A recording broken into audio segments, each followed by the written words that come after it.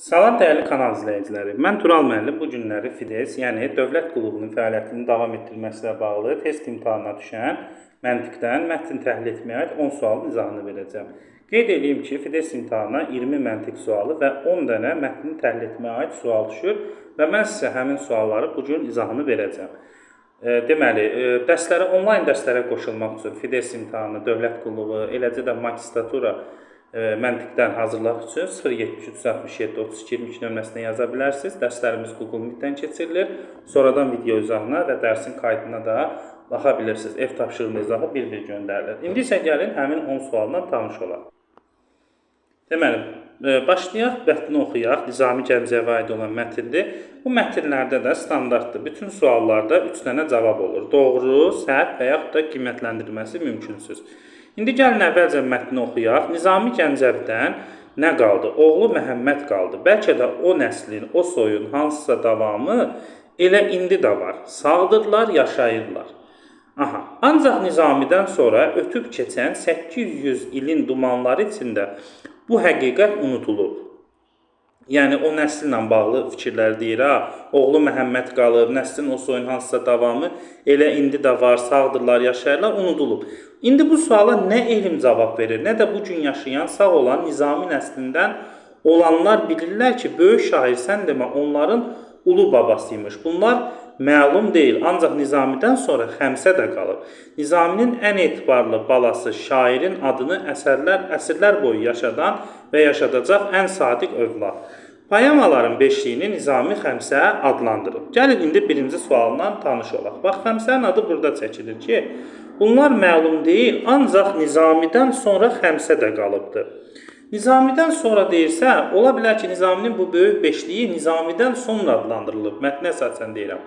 Və yaxud da ola bilər ki, Nizaminin yaşadığı dövrdə olub. Yəni, bunun nə doğru, nə səhv olduğunu deyə bilmərik. Birinci sualda doğru cavab qiymətləndirilməsi mümkünsüzdür. İndi ikinci suala baxırıq. Nizami nəslindən kiminsə sağ qalıb qalmaması məlum deyil. Baxın, burada deyir ki, Nizami nəslindən olanlar. Bax, burada deyir, indi bu suala nə elm cavab verir, nə də bu gün yaşayan, sağ olan Nizami nəslindən olanlar. Bu gün yaşayan, sağ olan Nizami nəsli deyirsə, deməli Nizami nəsli var. Hal-hazırda var, yəni qaldığını biz bilirik burada. Yəni, bu doğru fikirdir.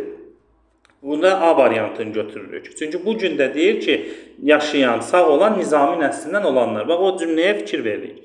Şairin adının itməməsinə əsas səbəb Xəmsə olubdur. İndi gəlin, deməli, üçüncü sualından da tanış olaq. Baxaq, Xəmsə haqqında nə deyir?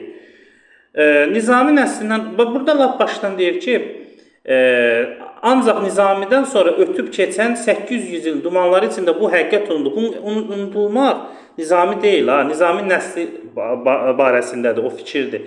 Amma sonra deyir ki, bax, şairin unudulmamasının əsas səbəblərindən biri Nizamidir. Sonra deyir ki, Nizami nəslindən ola bilirlər ki, böyük şair sən demə onların ulu babasıymış. Bunlar məlum deyil. Ancaq Nizamidən sonra Xəmsə də qalıb. Deməli, Nizamidən sonra Xəmsə qalıbsa, bu Nizaminin də adını yaşadıbdır. Yəni, Nizamiyə məxsusdur axı. Bu şey Nizamiyə məxsusdursa, daimi xatırlanırsa, deməli, şairin adını itməməsinin əsas səbəblərindən biri onun bu, deməli, böyük beşliyi olubdur, Xəmsəsi olubdur da, əsərləri olubdur. Deməli, bu cavab doğru cavabdır, A variantı. Dördüncü suala baxırıq. Nizamin adı ondan sonra ötüb keçən 800 ilin dumanları içində unutulmuşdur. Xeyr, bu tamamilə səhv fikirdir. Nizamin adı yaşayır. Xəmsə də buna bariz nümunədir. Adının qorunmasında böyük rol oynayır. Burada unudulan, bax birinci cümlədə var, o Nizami unudulmur. Oğlu Məhəmməd qaldı, sual verilir. Nizami Gəncəvidən nə qaldı? Oğlu Məhəmməd qaldı. Bəlkə də o nəslin, o soyun hansısa davamı elə indi də var, sağdırlar, yaşayırlar. Nəsildən gedir söhbət, Nizami unudulmuyub. Sonra deyir ki, ancaq Nizamidən sonra üstündən gör nə qədər il keçibdir. 800 ilin dumanları içində bu həqiqət unudulub. Yəni, burada Nizaminin adı unudulmuyub. Nizaminin soyundan gedir söhbət, Nizamin özündən getmir. Yəni, bu səhv fikirdir. Nizamidən sonra onun poemaları beşliyinə Xəmsə adı verilibdir. Aha, bu da dəqiq fikir deyil. Çünki bayaq da biz dedik ki, bax, burada Xəmsə poemaların beşliyi Nizami Xəmsə adlandırıb. Ola bilər Nizaminin dövründə olub, Nizami özü adlandırılıb. Ola bilər Nizamidən sonra, bax, görürsə burada deyir Nizamidən sonra Xəmsə qalıb. Yəni ola bilər Nizaminin vaxtında var imiş Xəmsə ilə özü də adlandırıb və o Xəmsə qalıb. Nizamidən sonra ola bilər ki, burada məsələn Xəmsə Nizamidən sonra adlandırılıb. Yəni Nizami özü vəfat edəndən sonra onun əsərlərini beşli kimi Xəmsə adlandırırlar. Yəni bu mətnə əsasən biz bunu da qiymətləndirilməsinin mümkünsüz olduğunu deyəcəyik. 5-ci sualda cavab C-dir.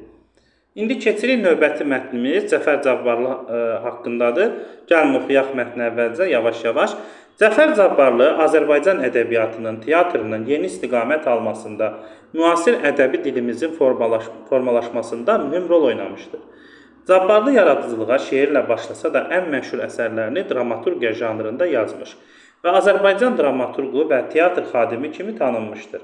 Ədibin ən yaxşı əsərlərindən biri də 1922-ci ildə qələmə aldığı Oqtay Eloğlu faciəsidir. Bu əsərdə Cabbarlı pulun hökmranlıq etdiyi bir cəmiyyəti, bu cəmiyyətdə əzilən zəhmətkeşlərin faciəsini göstərmişdir. Oqtay Eloğlu əsərini yazmaqla Cabbarlının məqsədi Azərbaycan milli teatrını yaratmaq ideyası idi. Oqtay Eloğlu faciəsi teatr yaratmaq haqqında oynanılan ilk əsər idi. Əsərin əsas qəhrəmanı Oqtaydır. Oqtay aktyordur, yaradıcı bir sənətkardır. O, xalqının maariflənməsi, cəhalətdən qurtulması, Avropa dəyərlərinə yaxınlaşması yolunun milli teatrdan keçdiyini düşünür. Buna görə də milli teatr yaratmaq və inkişaf etdirmək Oqtay üçün bir ideala, həyat amalına çevrilir. Çünki millət özünü təsdiq etmək istəyirsə, öz teatrını, milli mədəniyyətini yaratmalıdır. Bunu isə millət üçün başqaları yox, ancaq öz qeyrətli övladları yarada bilər. Bütün həyatını teatrla bağlamasına baxmayaraq, dramaturq incəsənətinin vacib sahələrindən biri olan kinoya da çox böyük əhəmiyyət verir. Azərbaycan milli kinosunun yaranması və inkişafı üçün əlindən gələni əsirgəməmişdir. 1928-ci ildə Mirzə Fətəli Axundovun vəfatının 50 ili münasibəti ilə Hacı Qara əsərinin motivləri əsasında Sona adlı kinofilmi çəkmişdir. Hacı Qara bədii filmi ilə Azərbaycanın ilk milli kino senaristi kimi tanınan Cabbarlı Azərbaycan qadınlarını qara çadradan xilas edib, siyasi, iqtisadi və ictimai həyata çıxarmaq üçün kinematografiyanın böyük imkanlarından istifadə etmək fikrində idi. O, bu arzusunu Sevil filmi ilə həyata keçirir. Yəni Oqtay burada Cəfər Cabbarlının əsas məqsədlərindən biri cəmiyyətin inkişaf etməyi, cəhalətdən geri qalmağı, orada olan zəhmətkeşlərin vəziyyətinin çətin olmağını göstərir, güzəranının yaxşı olmadığını göstərir. Ondan sonra qadın azadlığı istəyir digər bir əsərdə, ondan sonra çadradan çıxmaq, yəni biraz da Avropaya meyillik var burada yazıldı əsərlərində, Avropa dəyərlərinə yaxınlaşması, yəni inkişaf o dövrdən artıq istəyib ki, yəni həmin dövrdə olan insanların inkişafı üçün əsərlər yazıb, yəni cəhalətdən azad olmağı, yəni belə konkretləşdirib bu fikrə gəlmək olar və Azərbaycanın ilk senaristi kimi tanınır Cəfər Cabbarlı. İndi gəlin buradakı suallara cavab tapaq. Oqtay Eloğlu əsəri ancaq zəhmətkeş insanların acınacaqlı güzaranın təsvirinə həsr olunmuşdur. Bax, bu yanlış fikirdir. Niyə görə? Çünki burada ancaq sözü var. Axı, bu Oqtay Eloğlu əsərində düzdür, zəhmətkeş insanların acınacaqlı vəziyyətini göstərir, bax, faciəsini göstərir. Amma bu əsərin digər məqsədi də var. Bu Oqtay Eloğlu əsəri xalqın maariflənməsi, cəhalətdən qurtulması, Avropa dəyərlərinə yaxınlaşması, yəni tək burada acınacaqlı vəziyyəti göstərməyib zəhmətkeşlərin, maariflənməni də istəyib, cəhalətin də aradan qalxmasını istəyib, Avropa dəyərlərinə də yaxınlaşmağı. Yəni bu ancaq sözünə görə bu yanlış fikirdir. Ancaq sözü olmasaydı bu fikir doğru olardı. Yəni buradakı əsərdə əsas məqsədlərdən biri olub, amma ancaq o fikirdə olmayıb axı. 7-ci, Hacı Qara əsərinin motivləri əsasında çəkilmiş film Azərbaycanın ilk bədii filmidir. 7-ci sualda isə biz bunu dəqiq deyə bilmərik. Niyə görə bu mətnə əsasən? Çünki bu Hacı Qara əsərini yaradıb Azərbaycanın ilk milli kino senaristi kimi tanınıb. Demir Hacı Qara ilk filmdir. Biz bilirik ki, o vaxtki dövrdə Azərbaycanda başqa millətlərdə, ruslar da olub, Sovet dövr. Ola bilər ki, bizim elə filmlər var ki, burada Azərbaycanlılar yox, ruslar çəkə bilərmiş filmi, digər ölkə vətəndaşları da, Ukraynalı olsun və s. Yəni, Azərbaycanlı kinosenarist kimi tanınıb və Azərbaycanlı ilk kino senarist kimi tanınıbdır. Demir ki, Azərbaycanın ilk filmi Hacı Qaradır, o sözü demir.